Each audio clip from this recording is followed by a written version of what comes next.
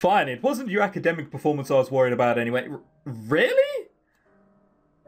I would be. Jesus Christ. Alright.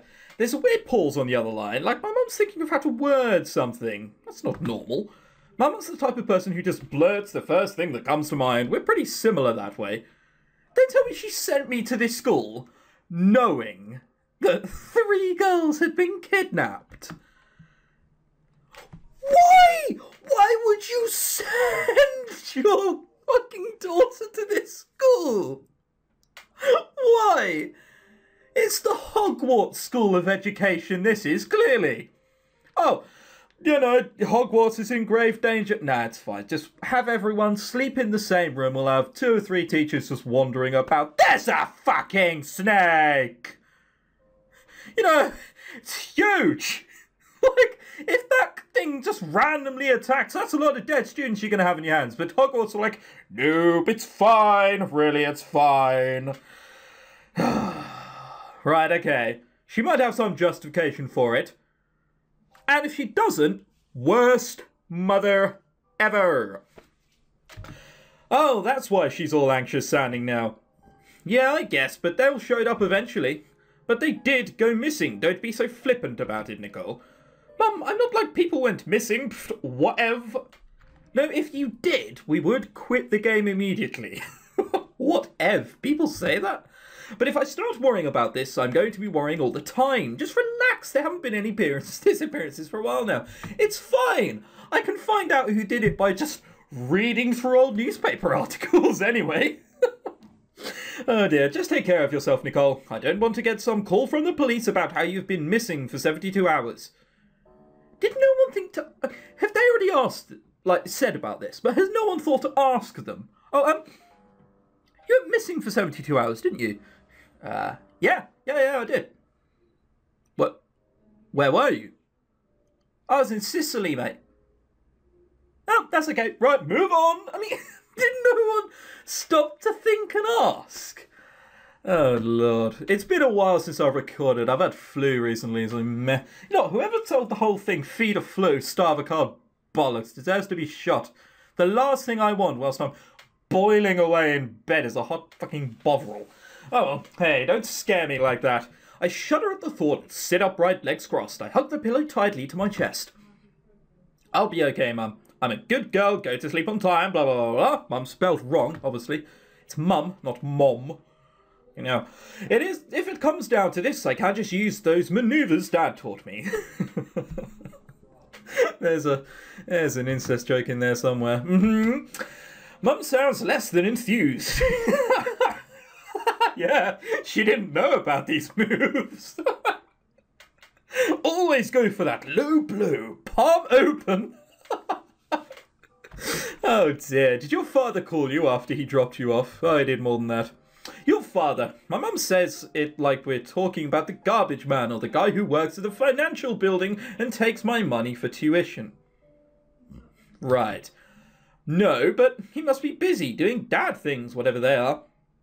Like earning money to pay? Yeah, that's probably a good idea. If he doesn't call you soon, he's going to be in trouble with me. Yikes, I hope for his sake that my dad calls me soon then. When you're in trouble with Mum, you're seriously in trouble. Why don't you just call him yourself? What? Hang on. Banging on about how shit a mum she is.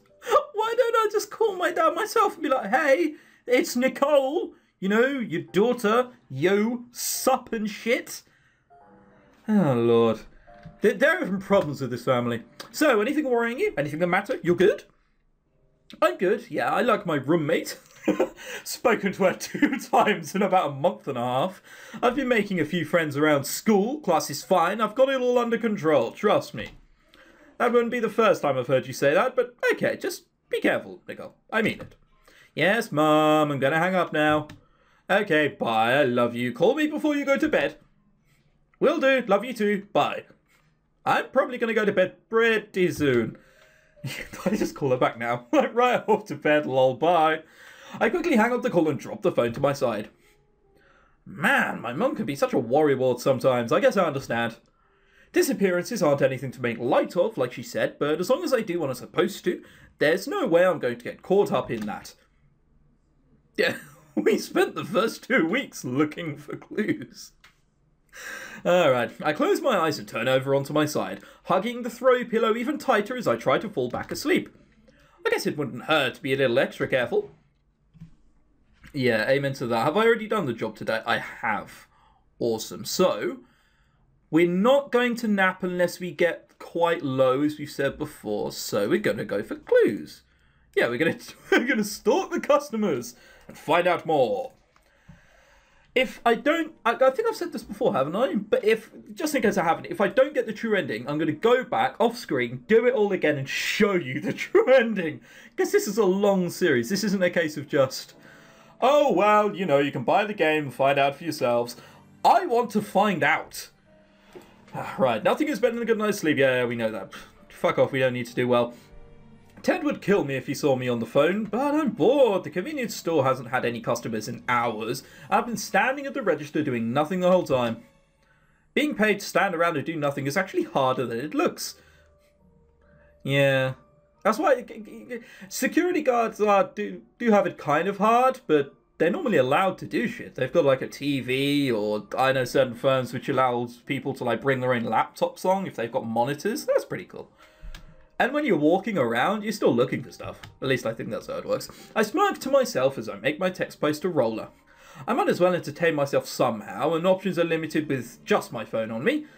I thank the higher beings for the Roller app. By on the phone, she means scrolling through apps and not calling someone. Oh, okay. I run my thumb down my phone screen, scrolling down the dashboard. Of course, my dash is going now that I need something to entertain me. It's usually much more lively around this time. I'll admit it. I spend more time surfing Roller than working when I have shifts here at the convenience store. Obviously, my phone is tucked in my pocket when Ted's out and about, but when he sneaks to the back, when the Ted's away, Nicole will play. I'm not sure that's how that phrase goes, but sure. We better get money for this scene, and diligence points. It's weird though. The convenience store gets very few customers. Like, okay, there are enough, but way less than I was expecting. It isn't Ted's demeanour that scares them off either. He's usually all 4 smiles and held back outbursts. In that case, that's not... I'm going to notice that. Like, hang on. I'm going to notice that if I walk into a convenience store and some guy's just gritted teeth, it's like, yeah, you should have bought that one because it's more expensive. But have a good day, come back tomorrow. That doesn't sound like a place I want to be in, does it? Oh, Lord. Oh, I haven't recorded for a while. I'm really happy. I don't know why. I wonder what's up. Like I said, location is fine. Stuff is fine, at least is. And the stock is pretty great. Oh, Lord. Oh, bye. I mumble to myself as I quickly scroll past a stupid-looking GIF on my dashboard. But I guess it's better to see that than pictures of more adult activities. I don't need to see that. And if anyone saw that on my phone... What about if Ted comes through the back and you're just scrolling through porn? That'd look quite weird. Well, it's not like anyone but Ted is here anyway. At least that's the case until I hear the glass door slide open and an electronic chime ring through the store. I stand to attention and hastily drop my phone to my hip. Welcome. I usually do my best to welcome the customers as they come in. Personally, I like when employees do that. However, I realise my impression did jack squat when I recognise who it is. Oh, for fuck's sake. I was hoping it wouldn't be him.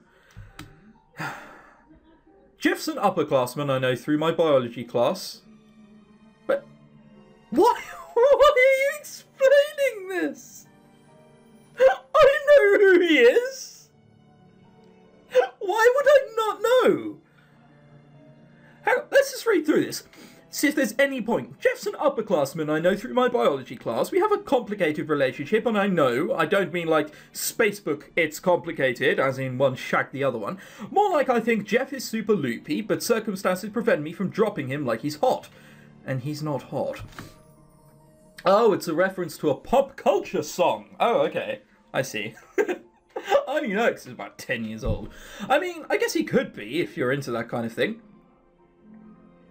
No. Even with a change of outfit, he still looks like he needs a slap. Jeff's eyebrows raise when he sees it's me at the register, and his usual placid expression slips off in place of a very devious grin.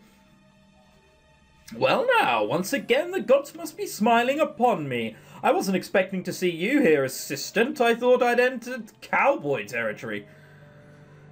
I'm not sure why we needed that little resume. I mean, I know who he is. I haven't forgotten. Jesus. I laugh nervously, unsure of what he means by that. God, it's gone to slightly creepy music. I work here part-time at the convenience store, remember? But you're saying that you're here to see Ted, right? You can call it something like that. I'm actually here to give him something. Where is the Lone Ranger? In the back, I can call him for you. I saw someone comment saying that it could be that Ted kind of works for Jeff, and Jeff considers Ted to be a friend. And whoever said that, again, no idea who it is, my memory's like a fucking sieve. Well done, you. Well done. Because you're right. Or you were trying to be a smartass and you'd already played through the game, in which case, meh, that's not as cool. I can take care of that. Jeff places a fly he has on the counter, then cups his hand around his mouth like the bell of a megaphone. I wonder what all these would look like dropped on the ground, There's a crash from the back, then the sound of a door slamming open, and Ted's out in front like he was caught on fire. His eyes grow wild as he sees Jeff standing there in the store, and he points right at him. Don't you darn dare, you dastard. Why did he call him a dastard? Is that a southern thing, or is he just holding back? Oh, okay, yeah, he's holding back. Oh, alliteration, I'm impressed. Your speaking lessons really must be coming along. What was that? That sounded like I was from Dorset. That's Dorset, England, for people who start Googling America. Jeff's exaggerated impression of an Alabama drawl only gets Ted angrier. At that way, he claps slowly like he's humouring a small child, and Ted's about to burst. Who let you in here anyway? Myself. Why, I didn't think I wasn't allowed in here. Your father seems to like me. Pups likes everyone, that's how he is, but I ain't my pa, so if you don't want your ass kicked out, get out before you make a mess. You're kicking me out? And after I went through all the trouble of coming here to tell you something, how rude. I flinch as Jeff turns to me and motions to the flyer he left on the counter. Assistant, could you hand that to Cowboy over here? Alright, well, whoever said that thing about Ted working for Jeff, well, it's now wrong. Oh, why me? Nicole, just hand it to me already. Pick up the flyer and turn it over as I walk to the other side of the counter. My eyes light up as I read what it says. Neat, there's going to be a block party happening soon. The fuck's a block party? Is this another Americanism I don't know? Hopefully they'll explain. I hand the flyer over to Ted, who manages to read the thing while keeping an eye on Jeff the entire time. Impressive. I've never been to a block party before. Are they fun? For the lesser-minded people, I suppose, as the flyer says, there are booths set up free to anyone on the block, hence the name. Even you could set up a booth if you wanted, Nicole. And you came all the way here just to give me this. Naturally, I missed you, Teddy boy. It feels like we haven't talked in so long. Jerry, Jerry, Jerry, Jerry, Jerry. No? No fights? Oh, okay. Don't call me that. Teddy boy. Oh, that's all sorts of sexual connotations there. Fine, Cowboy, then. You can't say you haven't missed me. Ted scoffs and places the flyer back on the counter. Miss you? Like the way you mosey on in here and make a mess any chance you get? Or ask for price checks on tons of items and never buy them? Of course I wouldn't miss you. Sometimes I wonder if I really do want to know the history between these two. Unfortunately, I'm way too scared to ask. I only dart my eyes back and forth, from Ted to Jeff and then the door, just in case I need to make a quick escape. Jeff smiles coolly and makes a show of leaning back as if stricken with the vapours. That's so cruel. It's almost as though you don't like me at all. It's because I don't like you. Ted shouts and Jeff manages to let off a small fake cry of distress before running behind me. I gasp as he places his hands on my shoulders and pushes me forward. Assistant, can't you see how mean he is to me? Do you really want to work for someone like that? Oh, give me a choice where I can pick for Ted.